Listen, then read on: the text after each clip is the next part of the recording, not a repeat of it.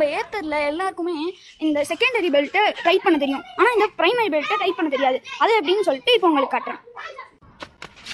நம்ம இன்றைக்கி இந்த பேட்டரி வண்டியில் எப்படி பெல்ட் அட்ஜஸ்ட் பண்ணுறதுன்னு பார்ப்போம். ஆக்சுவலாக இதில் 2 பெல்ட் இருக்கும், ப்ரைமரி அண்ட் செகண்டரின்னு சொல்லிட்டு.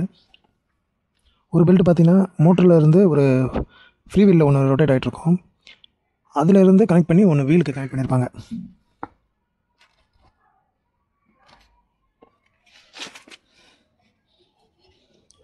ஸோ இது வந்து நம்ம இப்போது செகண்டரி பெல்ட்டு எல்லாருக்குமே அட்ஜஸ்ட் பண்ண தெரியும், அது வெறும் செயின் டைப் மாதிரி தான் இருக்கும்.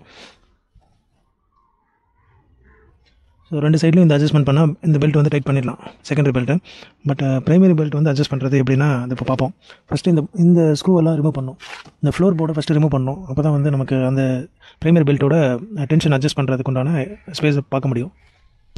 ஸோ எல்லா ஸ்க்ரூவும் ரிமூவ் பண்ணதுக்கப்புறம் அந்த ஃப்ளோர் போர்டு அப்படியே வந்துடும்.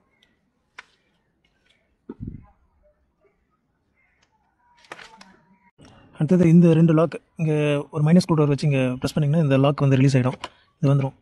இது எடுத்ததுக்கப்புறம் பார்த்தீங்கன்னா உங்களுக்கு 2 ஸ்க்ரூ தெரியும். இந்த ஸ்க்ரூ எடுத்திங்கன்னா இந்த பீஸ் தனியாக வரும். எல்லாமே ப்ரெஸ்ஸிங் டைப் தான், கொஞ்சம் பார்த்து ரிமூவ் பண்ணணும். நீங்கள் கம்பெனியில் போய் விட்டாலும் அவங்களே வந்து ஒரு நாளைக்கு 10 வண்டி கழட்டி மாட்டினா கூட உடச்சி தான் எடுப்பாங்க. ஸோ மோஸ்ட்லி நீங்களே பொறுமையாக ரிமூவ் பண்ணிங்கன்னா எதுவும் உடைக்காமல் ரிமூவ் பண்ணலாம். ஸோ இது மேலே இருக்கிறது ரப்பர் தான். அது ஸோ இங்கே 2 லாக்கிங் சிஸ்டம் வருது, இங்கே 2, இந்த இடத்துல 2 லாக்கிங் சிஸ்டமு.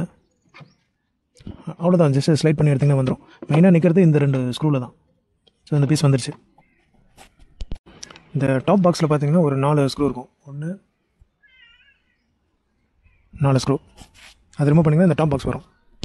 இங்கே சீட்டுக்கு அடியில் வந்து ஒரு லைட் ஒன்று எரியும், அந்த சீட்டுக்கு அடியில் எரியிற லைட்டோட கனெக்ஷன் தான் இது. ஸோ இதை டிஸ்கனெக்ட் பண்ணுறேங்க. பொதுவாக நான் நிறைய மெக்கானிக் பார்த்துருக்கேன், ஒரு ஞாபகம் வச்சு எதையும் கழட்டாமல் பிடிச்சி இழுத்து ஒயரை கட் பண்ணுற மெக்கானிக் தான் அதிகமாக பார்த்துருக்கேன். ஸோ இதெல்லாம் நீங்கள் ஞாபகம் வச்சு, ஏன்னா வீடியோ பார்த்து பண்ணுற மாதிரி இருந்ததுன்னா இதுதான் ப்ரொசீஜர். ஒன்று ஒன்றா பார்த்து கரெக்டுங்க. எதையுமே டக்கு டக்குன்னு எடுக்கணும்னு நினைக்காதுங்க, பொறுமையாக எடுக்கணும்னு பாருங்கள். அப்போ தான் வந்து ஏதாவது ஒன்று பிடிக்குது அப்படின்னும் போது அந்த டைமில் உங்களால் அதை கெஸ் பண்ண முடியும், இங்கே ஏதோ டிஸ்கனெக்ட் பண்ணாமல் எடுக்கிறோம் அப்படின்னு. எப்பவுமே வண்டியை இந்த மாதிரி ஏதாவது ஒரு காரணத்துக்காக பிரிச்சிங்கன்னா ஃபஸ்ட்டு க்ளீன் பண்ணணுன்னு பாருங்கள். க்ளீன் பண்ணிவிடுங்க. க்ளீன் பண்ணால் தான் வந்து நீட்டாக இருக்கும். ஃபுல்லாக டஸ்ட்டு எப்போயுமே வந்து வண்டி ரோட்டில் ஓட பார்த்திங்கன்னா டஸ்ட்டு ஃபார்ம் ஆகிட்டே இருக்கும். ஃபுல்லாக க்ளீன் பண்ணணும். ஆக்சுவலாக வந்து சர்வீஸ் சென்டரில் சர்வீஸ் விட்டால் சூப்பராக பண்ணுவாங்க அப்படின்னு நிறைய பேர் என்னோடய வீடியோ கீழே நிறைய பேர்னு சொல்ல மாட்டேன், ஒரு 100ல் ஒரு 3-4 பேர் இந்த மாதிரி கமெண்ட் பண்ணுவாங்க. அந்த கமெண்ட் பண்ணுறவங்க ஒன்றுமே இல்லை, ஜஸ்ட் இந்த ஒரு 4 போல்ட் மேலே இருக்கும், இந்த சீட்டை மட்டும் நீங்கள் ஓப்பன் பண்ணிவிட்டு உள்ளே பாருங்கள், இவ்வளோ டஸ்ட்டு இதை விட மோசமாக இருக்கும். அதை அவங்க க்ளீன் பண்ணாமல் தான் கொடுப்பாங்க. அதுக்கு தான் வந்து நீங்கள் பே பண்ணுறீங்களா 1000 ரூபா 1500 ஜென்ரல் சர்வீஸ்ன்ற பேரில். இதை கூட க்ளீன் பண்ணாமல் வாட்டர் வாஷ்ன்றது யார் வேணால் பண்ணலாம், நீங்களும் பண்ணலாம். பட் ஒரு மெக்கானிக் கிட்ட கொடுத்தீங்கன்னா, ஒரு டெக்னீஷியன் அப்படின்னா அவங்க உங்களை விட பெட்டராக பண்ணுறதுக்கு தான் அவங்க கிட்ட கொண்டு போய் விடுறீங்க. இதை வந்து நீங்கள் இந்த 4 போல்ட்டை நீங்கள் ரிமூவ் பண்ணி இதை தூக்கி பார்த்தீங்கன்னாவே இவ்வளோ டஸ்ட் இருக்கும். அதை வச்சே நீங்கள் கன்ஃபார்ம் பண்ணிக்கலாம். ஆஃப்டர் சர்வீஸை அவங்க எந்த அளவுக்கு வண்டியை தொடச்சி கொடுக்குறது யார் வேணால் பண்ணலாம், அதை கூட அவங்க பண்ணலன்றதை நீங்கள் கன்ஃபார்ம் பண்ணிக்கலாம். ஆக்சுவலாக டிரான்ஸ்பரண்ட் பாடி வந்து ஒரு மாடல் லான்ச் பண்ணியிருப்பாங்க அபெக்ஸ்னு. அந்த டிரான்ஸ்பரண்ட் பாடியில் பார்த்தீங்கன்னா இங்கே ஃபுல்லாக டஸ்ட்டாக இருக்கும். ஸோ இந்த டஸ்ட்டெல்லாம் உங்களுக்கு வெளியே தெரிய ஆரம்பிக்கும். ஸோ இதை ப்ராப்பராக க்ளீன் பண்ணலன்னு வச்சுக்கோங்க, இந்த 5000 கிலோமீட்டர் ஒன்ஸ் அவங்ககிட்ட சர்வீஸ் வரும்போது அவங்க அதை க்ளீன் பண்ணி கொடுக்கலனாலே உங்களுக்கு உள்ளே இருக்க டஸ்ட்டெல்லாம் வெளியே அசிங்கமாக தெரிய ஆரம்பிச்சிடும். புது வண்டியாக இருக்கும்போது பார்க்க அழகாக தான் இருக்கும். சர்வீஸ் ப்ராப்பராக ஒழுங்காக இந்த மாதிரி தொடச்சி கொடுக்கலன்னா அது இன்னும் பார்க்க சர்வீஸ் பண்ணதுக்கப்புறமா அசிங்கமாக தெரியும். அதுக்காகவே அவங்க ஃபுல் டிரான்ஸ்பரண்ட்டில் கொடுத்துருக்க மாட்டாங்க, கொஞ்சம் பிளர்டாக இருக்க மாதிரி தான் இருக்கும் அந்த பேனலில். ஏன்னா இந்த மாதிரி டஸ்ட்டை வந்து க்ளீன் பண்ணலன்னா அது கொஞ்சம் மறைச்ச மாதிரி இருக்கும். இங்கே ஒரு ஸ்க்ரூ இருக்குது. ஆக்சுவலாக இந்த சைடு இந்த பேனலுக்கு இங்கே ஒரு ஸ்க்ரூ போட்டு லாக் பண்ணியிருக்காங்க. ஸோ இதுவும் ரிமூவ் பண்ணும். அங்கே ஓரளவுக்கு க்ளீன் பண்ணியிருக்கேன். ஸோ இந்த மாதிரி க்ளீன் பண்ணி கொடுத்தா கூட போதும் ஏத்தரில். இந்த சைட் பேனலை கழட்டணும். இங்கே ஒரு ஸ்க்ரூ இருக்குது. ஸோ நான் வந்து ஸ்க்ரூ கழட்டுறது மட்டும்தான் உங்களுக்கு ஹைலைட் பண்ணி காமிக்கிறேன். அதுக்கு நடுவில் எந்தெந்த ஸ்க்ரூ கழட்டணுன்ட்டு நான் வந்து செக் பண்ணுறதெல்லாம் உங்களுக்கு டைம் நான் ஸ்பெண்ட் பண்ணுவேன். அதுக்கெலாம் அதெல்லாம் நான் உங்களுக்கு காமிக்கல, ஏன்னா அதுக்கப்புறம் போர் அடிச்சிடும். நான் எல்லாத்தையும் செக் பண்ணி, ஏன்னா இது நான் ஃபஸ்ட் டைம் கழட்டுறேன். எதுவுமே உடைக்காமல் கழட்டணுன்னா நம்ம ஃபஸ்ட்டு எங்கே போல்ட்டு ஸ்க்ரூவெல்லாம் இருக்குதுன்னு பார்த்துட்டு அது ஒன்றுனா நம்ம பார்த்து தான் கழட்டணும். அப்போ தான் வந்து மெமரியில் இருக்கும். யாராவது ஒருத்தர் சொல்லிக் கொடுக்குறத பார்த்து ஈஸியாக மெக்கானிக்ஸ், அதாவது நான் சொல்கிறது ஏத்தர் மெக்கானிக், அவங்களாம் ட்ரைனிங் கொடுத்து கழட்டுறது ரொம்ப ஈஸி. எவனா சொல்லிக் கொடுப்பான், அதை பார்த்துட்டு நம்ம பண்ணுறதுலாம் ரொம்ப ஈஸி. நம்மளா ஒரு விஷயத்தை எப்படின்னு நம்ம தெரிஞ்சுக்கிட்டு நம்ம பண்ணுறது தான் வந்து ஒரு விஷயம். கீழே 2 ஆலன் கீ.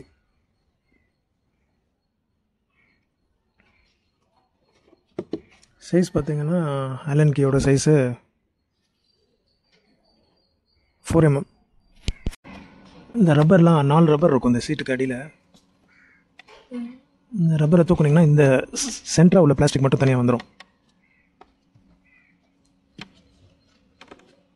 அது அந்த ரப்பரில் தான் பிடிச்சிட்டே இருக்குது.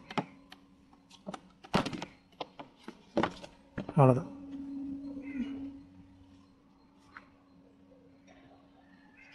ரொம்ப சிம்பிளாக தான் இருக்கும். ஸோ இதை எடுத்துட்டிங்கன்னா இப்போ தெரிஞ்சிடும். ஸோ இப்போ நான் வந்து செக் பண்ணேன், இந்த பீஸ் மட்டும் தனியாக வரும்னு நான் நினச்சேன். ஆக்சுவலாக இதை தனியாக கழட்டுறது கொஞ்சம் உள்ளுக்குள்ளே ஸ்க்ரூ இருக்குது, இதுக்கும் கனெக்ட் பண்ணுற மாதிரி உள்பக்கம் ஸ்க்ரூ போட்டிருக்காங்க. அதனால் என்ன ஆகுனா இந்த 2 பீஸும் சேர்த்து ஒன்றா தான் வரும். ஸோ இப்படியே சேர்த்து எடுக்கிற மாதிரி இருக்கும். அதுக்கு முன்னாடி இதை ரிமூவ் பண்ணணும். ஸோ இந்த கிராப் ரயிலை வந்து ரிமூவ் பண்ணிட்டீங்கன்னா இந்த பேனலுக்கு உண்டான கனெக்ஷன் போயிடும். பாட்டமில் 2 ஆலன் கீ 4mm. நான் இங்கே ரிமூவ் பண்ண இந்த ஸ்க்ரூவும் வேஸ்ட்டு தான் நினைக்கிறேன். அது திரும்ப நம்ம ஸ்க்ரூ போட்டுடலாம். இங்கே மட்டும் ரிமூவ் பண்ணணும், ஏன்னா இந்த சேஸில் வந்து ஒரு ஸ்க்ரூ போட்டிருக்காங்க, அதனால் இது ரிமூவ் பண்ணணும். இது கரெக்டு தான். இங்கே ரிமூவ் பண்ணதும் கரெக்ட் தான். இப்போ இந்த ஆலன் கீ ரிமூவ் பண்ணணும். 5mm ஆலன் கீ, அவ்வளோதான், வந்துடுச்சு. சும்மா சண்டேயில் ஒரு நாள் இருக்கும்போது ஆக்சுவலாக வாரண்டியில் இருக்க வண்டியை நான் பிரிக்க சொல்லலை. அவுட் ஆஃப் வாரண்டியில் இருக்க வண்டியை நீங்கள் கொண்டு போய் தேவையில்லாமல் சர்வீஸ் கொடுத்து வண்டியை கண்டம் பண்ணுறதுக்கு நீங்களே பிரித்து பார்க்கலான்றதுக்காக தான் இந்த வீடியோவே மேக் பண்ணுறேன். டேக்லாம் போட்டு கட்டி வச்சுருக்கேன் பாருங்கள். இந்த பக்கம் ஒரு டேக்கு, இந்த பக்கம் ஒரு டேக்கு. இந்த பேனலே வந்து டேக்கில் நிற்கிற மாதிரி இருக்குது. ஸோ இந்த டேக்கை வந்து ரிமூவ் பண்ணணும். ரிமூவ் பண்ணிவிட்டு இந்த பேனல் வந்துடும். அவ்வளோதான் வந்துடுச்சு. ஸோ இப்போ இந்த டேக் பார்த்தீங்கன்னா, டேக்கை ரிமூவ் பண்ணுறதுக்கு ஒரு மெத்தட் கூட இருக்குது. டேக் ஆக்சுவலாக இந்த டேக்கெல்லாம் வந்து பிச்சு கிடச்சிட்டு ஈஸியாக இருக்கும் அப்படின்னு சொல்லிட்டு கட் பண்ணி கிடச்சிட்டு புது டேக் போடுவாங்க. இந்த டேக்கை எப்படி ரிமூவ் பண்ணணும்னா அதுக்கும் மெத்தட் பாருங்கள். இந்த இடத்துல ஸ்க்ரூ ட்ரைவர் வச்சு குத்துனீங்கன்னா அப்படியே அழகாக வெளியே வந்துடும். அவ்வளோதான். இப்போ மறுபடியும் வேணால் நீங்கள் இப்படி போட்டுக்கலாம் டேக்கை, திரும்ப அதே டேக்கை நீங்கள் யூஸ் பண்ணிக்கலாம். ஸோ இதுக்கு என்ன பில் பண்ணுவாங்க, ஒரு 20-30 ரூபா பில் பண்ணுவாங்க. இது ஆக்சுவலாக இந்த வண்டிக்கு நான் இது வரைக்கும் பில் பண்ணதில்லை. நான் பொதுவாக சொல்கிறேன், அந்த அப்ரிலில் கூட நான் கொண்டு போய் விட்டுனா அங்கே இன்ஜின் ஏர் ஃபில்டருக்கு ஒரு டேக் வரும், அதுக்கு பில் பண்ணாங்க. அது என் கையிலேயே இருக்குது, அதுக்கெலாம் ஏன் பில் பண்ணுறீங்கன்ற மாதிரி ஆகிடுச்சு எனக்கு. அவ்வளோதான், வந்துடுச்சு பாருங்கள். ஆக்சுவலாக ரொம்ப சிம்பிளாக தான் இருக்குது. என்னென்னா எந்த ஸ்க்ரூவை ஃபஸ்ட்டு கழட்டணும், எப்படி உடைக்காமல் கழட்டணும் இப்படின்றது தான் வந்து விஷயமே. ஸோ இப்போ பார்த்தீங்கன்னா க்ளீனாக எல்லாமே தெரிய ஆரம்பிச்சிருச்சு.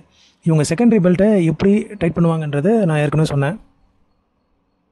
ஸோ எல்லா வண்டியிலும் இருக்க செயினை எப்படி டைட் பண்ணுவாங்களோ அந்த மாதிரி தான் வந்து வீலை பின்னாடி தள்ளணும்னா பெல்ட் டைட் ஆகிடும்.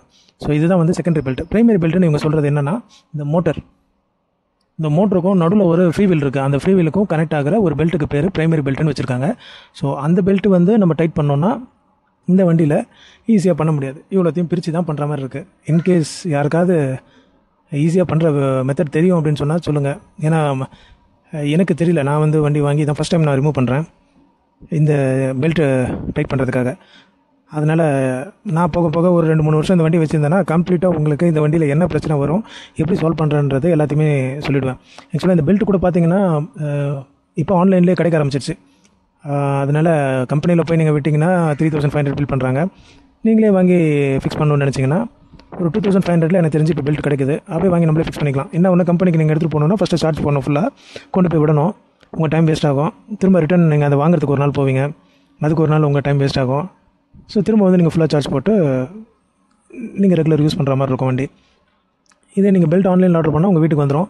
இந்த மாதிரி சண்டே அதுவுமா நீங்கள் பெல்ட்டை ரீப்ளேஸ் பண்ணிக்கலாம். அதுவும் கட்டாச்சுன்னா ஒன்றும் பண்ண முடியாது. அது வீடு வரைக்கும் நீங்கள் எப்படியாவது டோ பண்ணி தான் எடுத்துகிட்டு வரணும். எடுத்துகிட்டு வந்துட்டு அதுக்கப்புறமா நீங்கள் ஆன்லைனில் ஆர்டர் பண்ணி இந்த மாதிரி ஃபிக்ஸ் பண்ணுற மாதிரி இருக்கும். கட் ஆகிறதுக்கு முன்னாடி அதுக்கு சிம்டம்லாம் இருக்குது. அது இந்த பெல்ட்டில் என்னால் காமிக்க முடியாது, ஏன்னா இந்த பெல்ட்டில்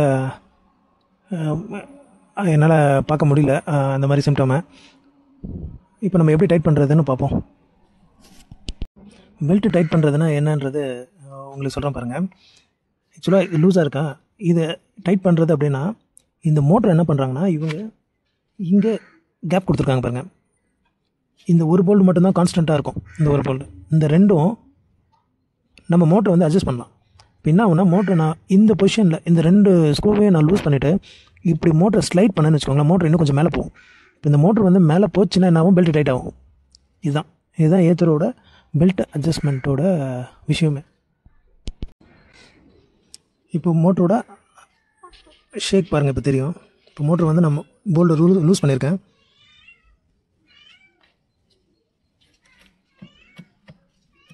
இப்போ மோட்ரு வந்து மேலே தூக்குனிங்கன்னா பெல்ட் டைட் ஆகும், கீழே இறக்குனிங்கன்னா பெல்ட் லூஸ் ஆகிடும். மேலே தூக்கிட்டு இந்த ரெண்டு போல்ட்டையும் டைட் பண்ணணும்.